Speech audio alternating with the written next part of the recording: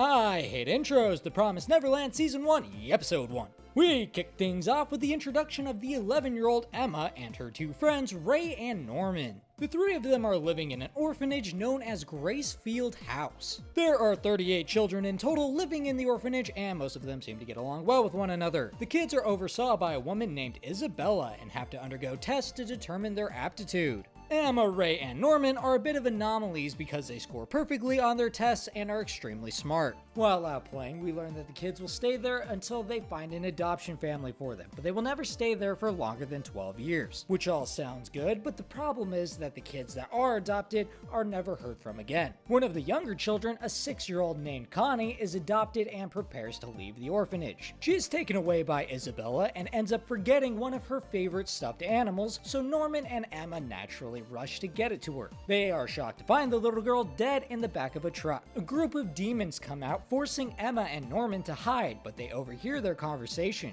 The orphanage is actually a farm to harvest children and eat them. Isabella is revealed to be in on this and working with the demons. They get out of there undetected and decide that it's probably a good time to start planning their leave because they don't want to die. In the last scene, Isabella finds the stuffed animal that they were trying to get to Connie, so she knows that somebody was there. Episode 2. Norman deduces that the reason they have to take the tests is because that's what decides what order they're killed. The lower your scores, the sooner you'll die, and if you manage to make it to 12 years old, they're gonna kill you anyways. They assume the logic behind this is that the smarter you are, the better your brain will taste. It's gonna be another 2 months until the next shipment at the earliest, so they have until then to devise a plan to get all of the kids out of there. They venture out into the forest to devise an escape route and end up running into a thick concrete wall, which will prove to be their first challenge. Another problem is that when one of the children goes missing, Isabella looks at some sort of tracking device to locate the child, meaning that all of the children have some sort of trackers implanted in their bodies. In order to scale the wall, they start collecting tablecloths and hiding them out in the forest, and while doing this, Ray approaches them saying that they've been suspicious. Not knowing what else to do, they fill him in on what they saw and their plans to escape. He's reluctant at first because it's likely that there's some sort of demon society outside of the gates, and keeping the young children alive will prove to be difficult in that kind of environment. It takes a little bit of convincing, but he eventually comes around to the idea and agrees to help them. When they get back, Isabella announces that there is a new infant joining their family named Carol. But it's not just her, there's also another adult helper named Sister Crone, who is likely working with the demons as well and brought in to keep things under control. Episode 3. We get a small look at the relationship between Crone and Isabella, where we learn that the two don't really get along. Isabella fills Crone in on the possible breach, but tells her not to do anything and that she's gonna handle it. Later on, we see that Crone is actually wanting to take over Isabella's position as mother, so she is biding her time before she betrays her and sells her out to the demons. Jump on over to the kids, who discover that the new infant has a scar behind her ear, which is likely where the tracking devices are located.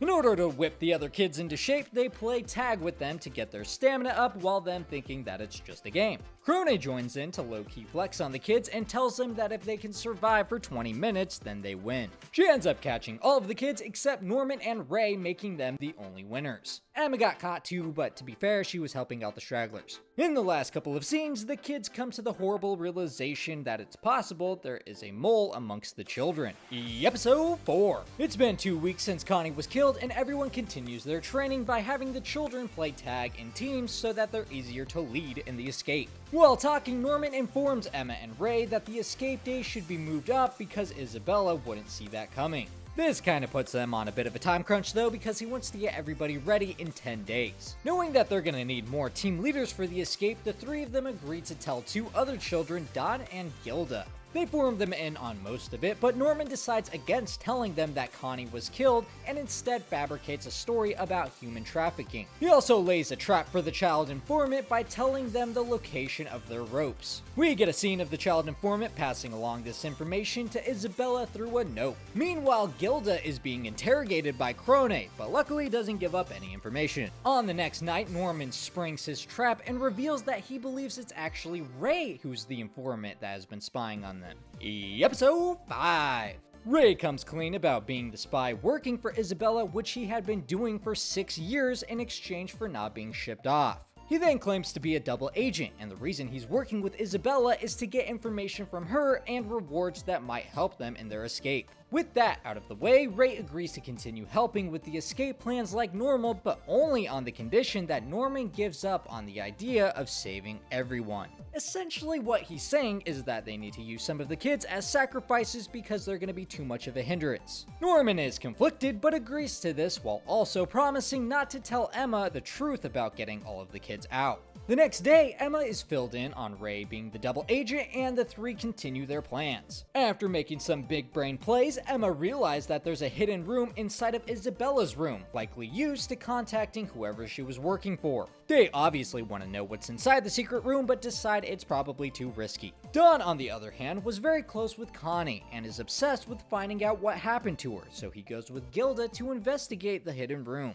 Episode 6. Emma had discovered that some of the books inside the library were previously owned by William Minerva. On the book plates were messages in Morse code, presumably made by William in an attempt to tell the kids the truth. Don was apparently leveling his pickpocket skills off camera and manages to get a hold of the key to the secret room. Once inside, they find the toys of kids who were shipped off along with the communication device that Isabella uses to talk with headquarters. They also came to the conclusion that Connie is likely no longer alive, so Emma, Ray, and Norman had been lying to them. This prompts them to probe the three, and they finally get the truth about Connie's death as well as the existence of the demons. The next day, Emma lets Norman in on a new plan to get everybody out, but we don't hear what it is yet. Meanwhile, Dawn manages to steal some chemicals to help Emma with her plan. Jump on over to Ray, who meets with Isabella and learns that he will be the next child to be shipped out. While in the forest, the kids are approached by Crone, who confronts them about knowing the truth, and in the last scene suggests an alliance between herself and the kids. Episode 7. Crone wants to work with the kids because if they succeed in escaping, then Isabella will be held responsible and Crone will be able to take over her job. She also reveals that she was once an orphan just like them, and even though she managed to survive through all of that, she is now unable to leave the area or a monitoring chip in her chest will electrocute and kill her. While the three of them agree to work with her, they also discuss amongst themselves that they really can't trust her.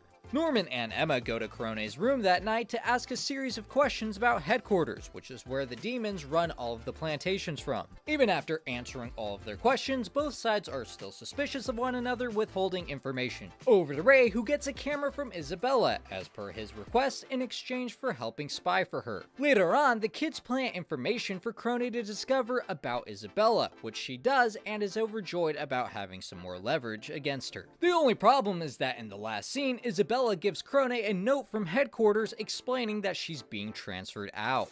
Episode 8. The letter from headquarters also states that Crone is going to be appointed mother at another plantation. As she's preparing to leave, she meets with the mysterious lady she answers to that she refers to as Grandma. Crone tries to sell out Isabella to Grandma because she doesn't like her and doesn't really want her plans to work out. Unfortunately, Grandma and Isabella are working together against her, so Grandma orders some demons to kill Crone. We get some flashbacks of her life and a touching scene where she's hoping that the kids survive and escape from the plantation. But anyways, back over to the children who launch their plan to investigate what's outside the large wall. In response to this, Isabella finally makes her move as well. She goes on to explain that she had taken care of Crone while also stating that the partnership between her and Ray is now over. She locks him in a room and uses the tracking device to catch up with Norman and Emma, who are at the wall. Dawn ends up coming across Ray and lets him out of the locked room while Isabella catches up with the two at the wall and asks them to stop. She tries to make a case for herself like,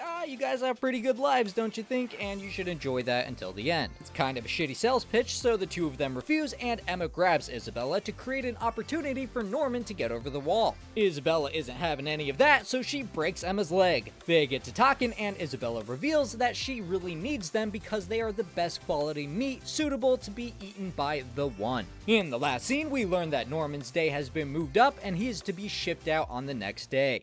Episode 9. Determined not to let Norman die, Ray gives him a makeshift taser. And if you're curious, he got the parts from the gifts that Isabella had been giving him in exchange for him spying for her. The plan is to have him use the taser to disable his tracking device and then pretend to escape while really just hiding and waiting for the real escape day. In order to prevent Ray from being shipped out in his place, he decides to break a bone or become sick because they can't ship damaged goods to the One. This makes Norman agree, and we also learn the reason that Ray knew the truth about the demons is because he wasn't affected by infantile amnesia. Now what the fuck is that? That means that he can recall memories he had as a baby, which is why he knew the truth about the outside world. Jump ahead to the next day where Norman prepares to make his fake escape. He decides, hey, since I'm out here, I might as well try out the actual escape plan, so he ties a rope to a tree. Step 2 in the plan is to Naruto run up the fucking wall. Seems good. Step 3 in the plan is to be on top of the wall without the rope you initially came with and no coherent way of getting down. We can just pretend that one didn't happen, I guess, and he comes back shocking everybody because he's supposed to be hiding. The reason he had to come back was because outside of the wall is a huge chasm surrounding the entire plantation as an extra precaution against the children escaping. Episode 10. Norman also learned that the house is inside a hexagonal property that's completely surrounded by the cliff. Because of the gap around the plantation, there's only one way out, and that's through the gate. Naturally, the problem with that is it's surrounded by demons, and it also leads to the demon headquarters. Later that night, Norman reveals that he never had any intention of faking his escape. He was just out there to get more information and was gonna come back regardless. He returns the taser to Ray and proceeds to say goodbye to the rest of the house in preparation for his departure. In one last moment of desperation, Emma tries forcing Norman to break his tracker and flee, but he stops her and refuses before leaving to be shipped out with Isabella. Once at the gate, Isabella informs Norman that he has to wait in a side room for the demons to arrive. The last we see of him, he seems to have some sort of weird reaction to whatever was in the side room. Back at the house, morale amongst everyone else seems to be broken as Ray informs the others that he has given up on escaping. Jump ahead 2 months, where in that time, the escape plans have been completely stagnant. Both Emma and Ray have given up on living and are extremely depressed. The night before Ray is going to be shipped out, he is approached by Emma and it's revealed that she still hasn't given up on escaping and never has. Episode 11. Emma explains that since Isabella was watching her and Ray, they had seemingly given up, but really Don and Gilda were still progressing the plans. Ray suggests that they set the plans in motion that night, and also the fun little side note of him planning to kill himself. He wants to die in a fire that will also burn down the house, causing a distraction big enough for the others to escape. As he goes to light himself on fire, Emma saves him at the last moment and convinces him not to kill himself. We finally get the big reveal of the plan that Emma had discussed with Norman, which was actually convincing all of the kids the truth ahead of time. 2 of the kids rush in to create a decoy, making it look like Ray was caught in the fire. Because he's a bit of a delicacy and the one has been craving that ass, Isabella will be forced to try and save him. In the midst of all of the chaos, Emma initiates the Vincent Van Gogh strat to get rid of the tracking and escapes along with Ray and the other children into the forest. All of them reach the wall and prepare to use their Naruto wall running skills, but then Ray notices that the younger ones aren't with them. Meanwhile, Isabella is prevented from calling headquarters because the keyhole to the secret room had been filled. She does still manage to get the transmitter before it's destroyed though. And in the last scene, we see a little boy come up and tug on her skirt. Episode 12.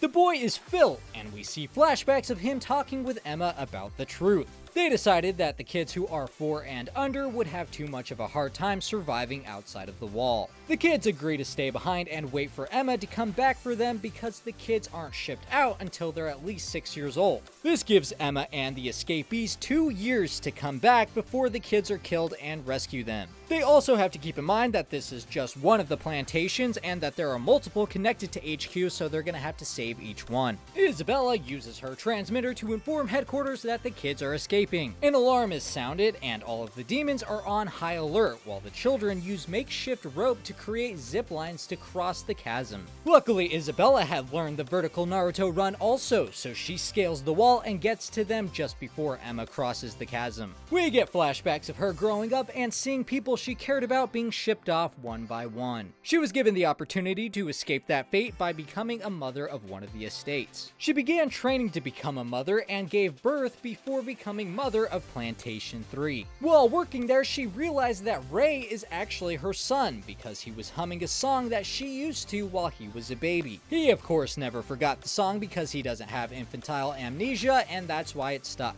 Back to the present, she takes down the rope and returns to the other children to inform them that they had successfully escaped. I'm going to be doing the next season, and you can find that on the left side, or you can check out all the Promised Neverland videos in the playlist on the right side. You can also find the links in the description below, and the only thing I hate more than intros is outros.